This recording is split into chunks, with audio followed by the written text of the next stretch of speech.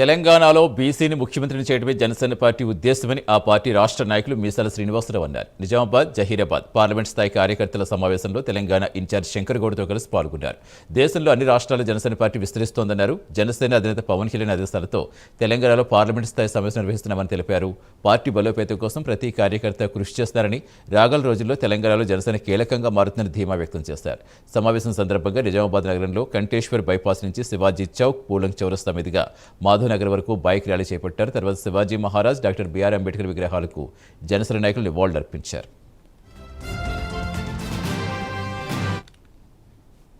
పవన్ కళ్యాణ్ గారి ఆదేశాల మేరకు నేడు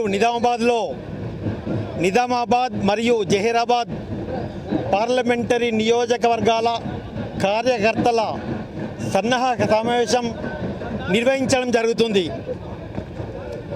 జనసేన పార్టీ ఉద్దేశం తెలంగాణ రాష్ట్రంలో ఒక బీసీ ముఖ్యమంత్రి కావాలని మొట్టమొదటగా కోరుకునే పార్టీ జనసేన పార్టీ.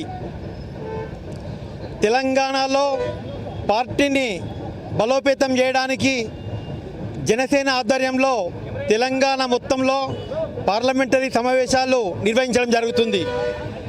ఈరోజు తెలంగాణ రాష్ట్రంలో రాజకీయ శూన్యత ఏర్పడింది.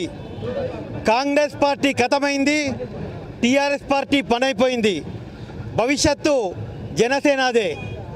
యువత కానివ్వండి, మహిళలు కానివ్వండి, జనసేన వైపు ఆకర్షితులవుతూ ఉన్నారు.